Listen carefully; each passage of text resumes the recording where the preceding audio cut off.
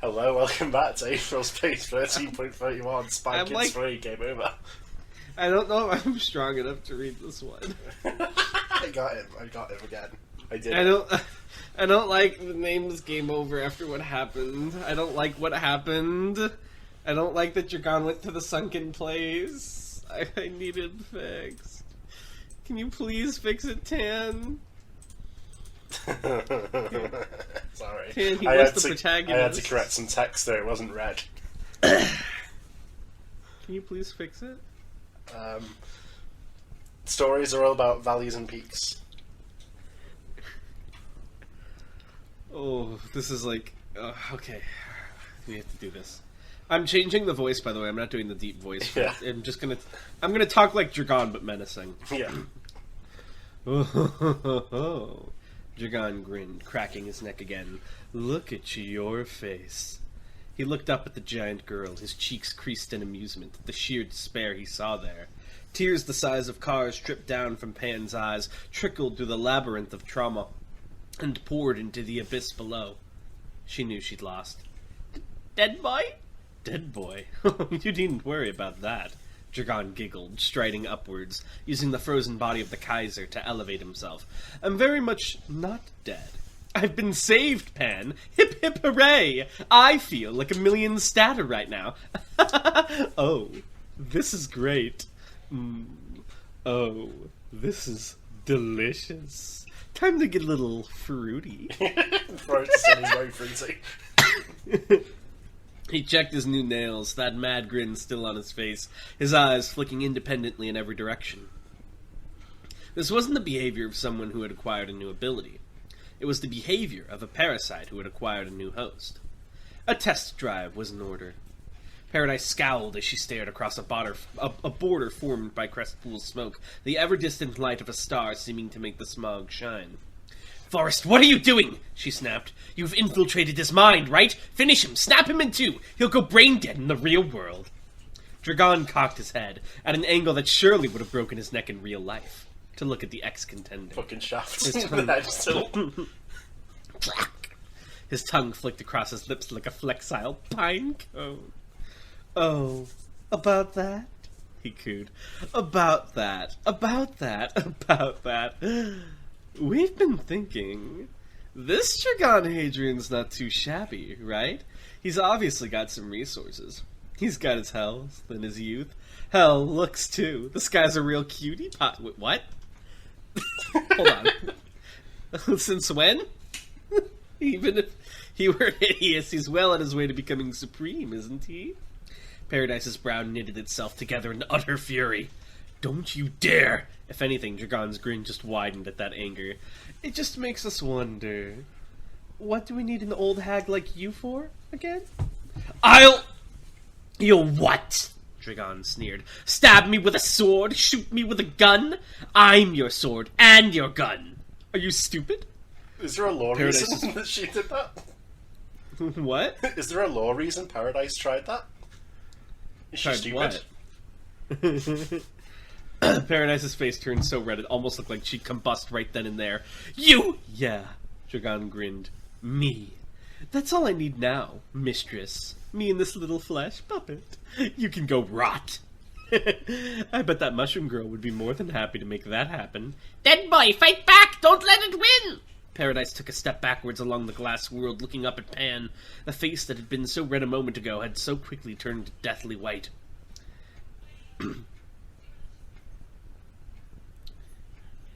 You kill me and the forest gets away, she said quickly. You want your owner back, right? I'm the only one who can make that happen. Pan frowned. Owner? Friend, master, whatever, Paradise cried. The point is you need me. Kill me and you're fucked. Don't you dare. Not very composed of you there, Miss Karen.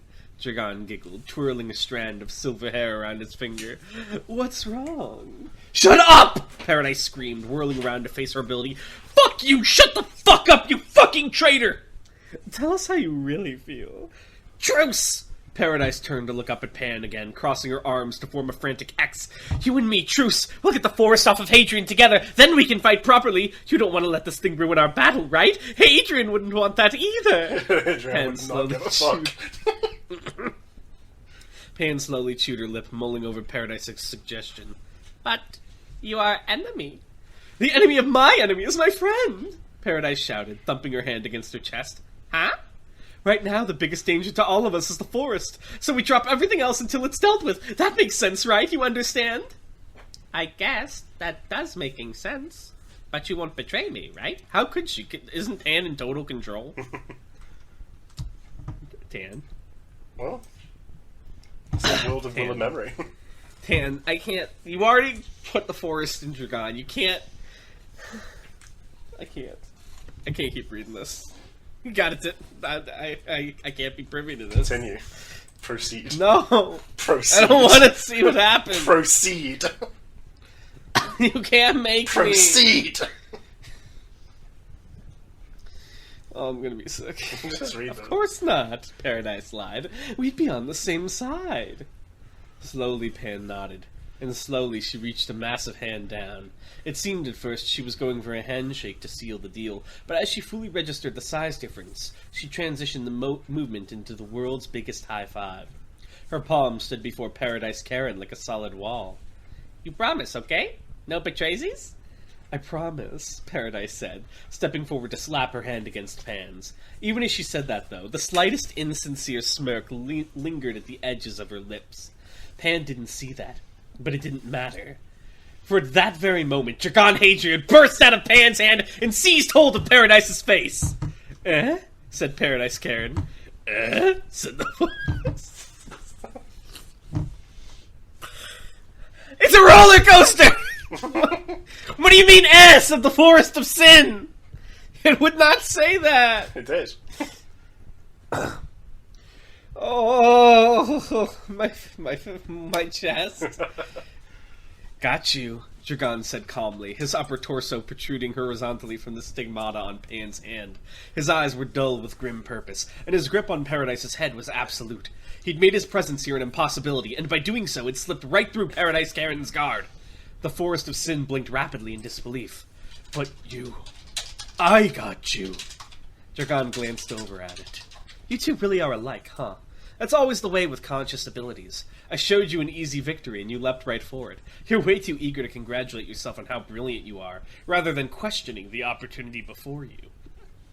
But how? The forest roared. And then you lose your temper when it bites you in the ass. Dragon smirked. If you're that curious, I'll tell you. That shape you're parading around so happily, that isn't me. The forest's crimson eyes narrowed as it hissed. What do you mean it isn't? He means what he said, Dumbo. The interruption came to the same mouth. As Dragon slithered out from Pan's orange-blooded wound, he continued to speak. Did you forget I'm a cogitant or something? That's my archivist. He and I switched places when I was freaking out back there. And you were so pleased to get one over on me that you didn't even notice. Are you stupid? Wait, did the archivist grow up? Is he full-on adult Dragon now, or is he still kid Dragon? Well, he's always sort of fluid in terms of age, so it's a matter of just making him look different. Oh my goodness. It's the archivist! He's relevant! Remember when his name was Dragon for like Yeah. 2 chapters? The forest's eyes bulged in fury, even as the stolen mouth spread out into the archivist's mocking grin. You! It snarled, taking a thunderous step forward. Whoa now, Dragon said, raising his free hand. I'm not even done yet. Pan here is an existence that far supersedes your own.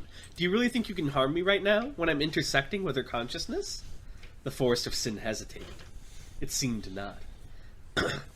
So long as I'm here, Dragon explained, you can't harm me. That's... check. His blue eyes, like twin blue stars, snapped down to look at Paradise Karen. And as for you, he said, either your delusions are just that strong, or that Nyang guy pulled something when he gave his little pep talk. But it seems you're pretty difficult to kill. I've been trying to crush your skull this whole time, after all. Paradise lunged at him with her right hand, but Dragon pulled his other hand out of Pan's gore and seized it out of the air. Paradise's left arm, the connection still weak, slid off her body and thudded onto the floor. As Paradise pushed against Dragon's strength, snarling like a rabid animal, their faces drew close to each other. Her the ferocious, he the impassive. Don't worry, though, he continued, his voice just the slightest bit strained from the struggle. I figured out a way around that. In fact, he glanced back over towards the forest. You gave me the idea. What? That poison your user was bragging about outside? Dragon smirked. The pain it inflicts increases exponentially, right? Until it's unbearable?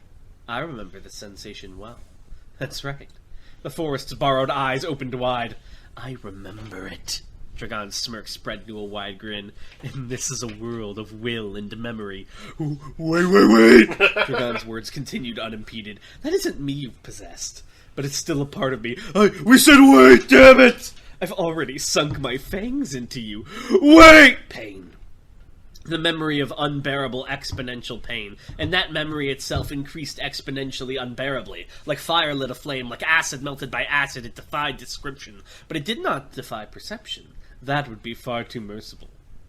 This is ridiculous. This can't be happening. We haven't even done anything wrong. This is a pain. Get lost. I hate you. It hurts. We won't allow this. It's ridiculous. The very notion is absurd. Me? Us? Experiencing such agony? Calling this agony in the first place? This is nothing. This is laughable. If you knew the kind of pain we had withstood, you wouldn't even dare conceive of this as being pain. It really is laughable. I'm laughing right now. This is nothing. It's just making me laugh. You can tell it doesn't work, so get rid of it already. Make it stop. I'll do anything. Whatever you want. Riches, glory, power, I can make it happen. I can do anything. From the day I was born, I have been an absolute and complete existence. Perfection wrapped in meat. Hold on. You're not wrapped in meat at all. You're wrapped in bark. Are these people, Tan? Is the Forest of Sin people? Well, it's already... It gets stronger the more people it kills, so there's like some consciousness gets absorbed, yeah. Everything I've ever wanted just fell into my hands. It's only natural. This world is designed to ease my way through it. Raindrops fucking move to avoid hitting my head. Anyone who tells you otherwise is a liar. Anyone who tells you otherwise is dead, fucking dead. Do you know who I am? I lost my place. Hold on. Do you know who I am? A contender. I've killed a contender. Slew him in a duel like he was a pig. Cut him down with my sword. Do you think you can get away with doing this to me? Wait, is this the forest or paradise? No! I don't like this! Mother, father, fucking do something! What the hell is wrong with you? Where are you? What do you think you even exist for? It's not fair! Not fair! He cheated! Do you think you can treat people like this? It hurts! It's not fair! Quit bullying me! I'll kill you! Your friends, your family, everyone you know! Everyone you've ever fucking met! Don't you hear me? If you hear me, then do something, please! I'm begging you! No, I didn't mean it. Make it stop, please. I'll do anything. What do I have to do? I'm sorry. Is that enough? Just forgive me already. I haven't even done anything wrong. Just tell me, okay? Tell me how to make it stop. I hate this. Stop it. In the end, the Forest of Sin realized the solution all by itself. Stop it. It could not stop the torture by attacking Dragon Hadrian. The Panacea network would prevent it, and the pain would only continue to increase. So the only person it could eliminate, the only target it could kill to stop this torture, stop it, was Paradise Karen herself. Oh, very, Chainsaw Man, I like it. She realized it at the same time, the pupil of her bulging eye swinging to face the forest's direction. Her mouth opened into a scream of fury. She pulled her remaining arm out of Dragon's grip, ready to defend herself. But too late. The desperate branch lashed out like a sky-slaying sword, sending Paradise Karen's head flying from her shoulders. And that's checkmate, said Dragon Hadrian. Fuck you! You got my ass! Alright. Okay, Tan, listen. Yeah? Oh, man, I hate complimenting you, but I think that's genuinely the first time a twist like that's gotten me, because usually you see it coming, right? Right. I really thought he was gone. Because I think what it was, right, what you did that made it happen is Nyane, he had this upper hand this whole time, right? Nyane has been gassed up so much as this, like, incomprehensible master of puppets. And his confidence in planning and Dragon's surprise, I think, is what sold it to me, that, oh, this is it? Especially because we already have this idea you've been building that Dragon might be the new antagonist. That was brilliantly fucking done. Oh my god, I really truly believed he was gone. There was like a pit in my chest. I was like, oh, this can't be the way he goes. This can't. Poor Pan. That was fucking good. That was fucking good. You should be proud, like genuinely proud of the way you said that. I'm proud. It's so good that I can't even talk about it to anyone because it'll ruin it for everyone who hasn't experienced these 2 chapters yet. Fuck, though. Fuck, dude. I was so... Could you imagine how depressing it would be if it had worked? And that was the rest of the story. New protagonist as Forest of Sin. Fuck. You fucking got me. Alright, can you do the last bit? I'm exhausted. I see. So that's how you ended up working out. The locusts were eating everything around Paradise Karen. The cabin in which she'd spent her childhood, the friends she'd played with, the flowers they'd woven in her hair. She'd always loved those flowers, and though they just rotted away, dripping down her skin, the sky did much the same.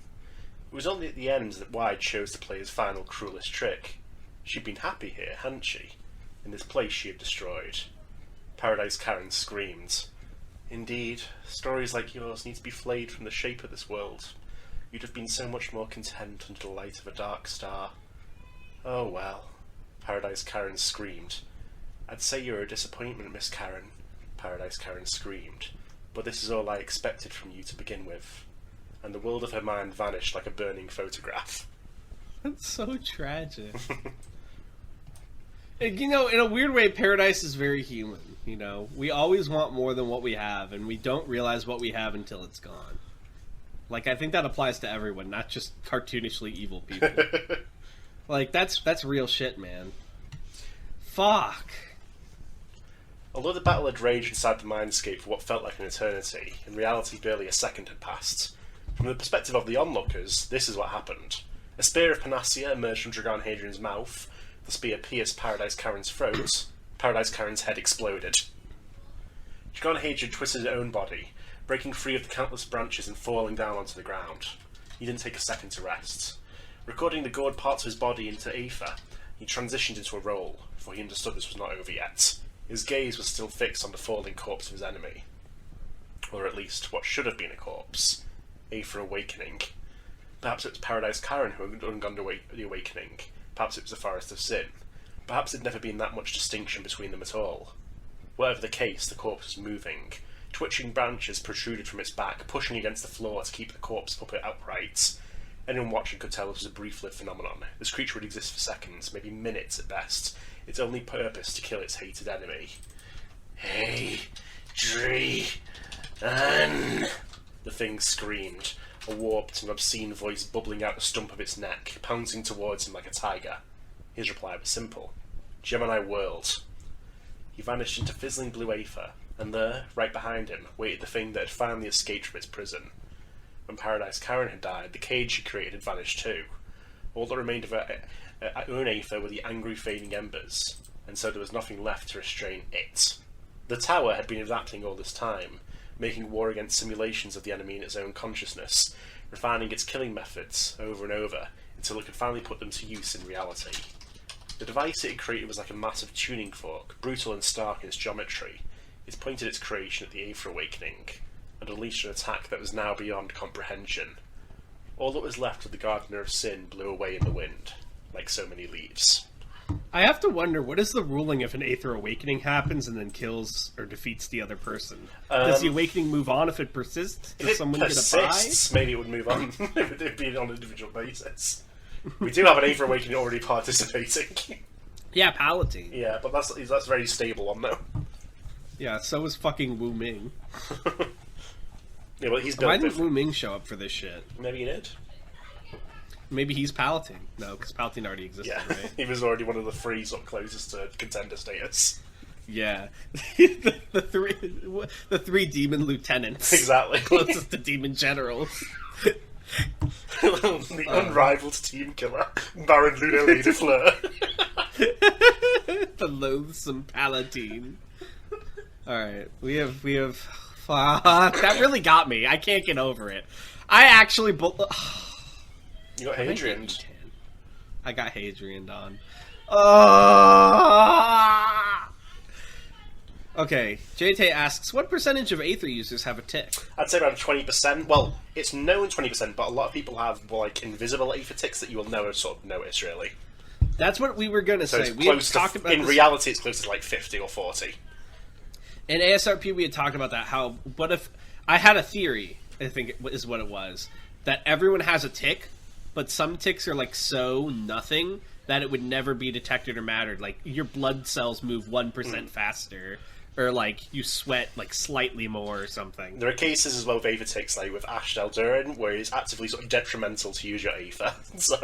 And then there are cases like the Shepherdess, where it's beneficial, but I won't go any further into that. That's spoilers. Well, you could have used Simeon Deldranal as well. He like made an ability. But that's not inherent. Yeah, that's another case where it's not. But it's like it's not inherently. What about the Hellhound? His is sticky. That helps him. Yeah, that's on the border between like subconscious ability and Aether tick, though. It's a weird one. Yeah. You know, because he got that, and then he just did infusion, never bothered with anything else. Do you remember how Hakari has like rough cursed energy, exactly, like sandpaper? like that. That's an Aether tick you got to do with someone. It's like just touching them hurts. Man, I fucking... God damn it! I was really like... I thought the story was about to take an extremely dark turn. Oh man, you fucking got me. Paradise Karen, hope you're happy. Bozo. Rip fucking Bozo. Fuck you, Paradise Karen. All my homies hate Paradise Karen. Yeah, well, thank you guys for watching, and we'll see you next time. Bye. Bye.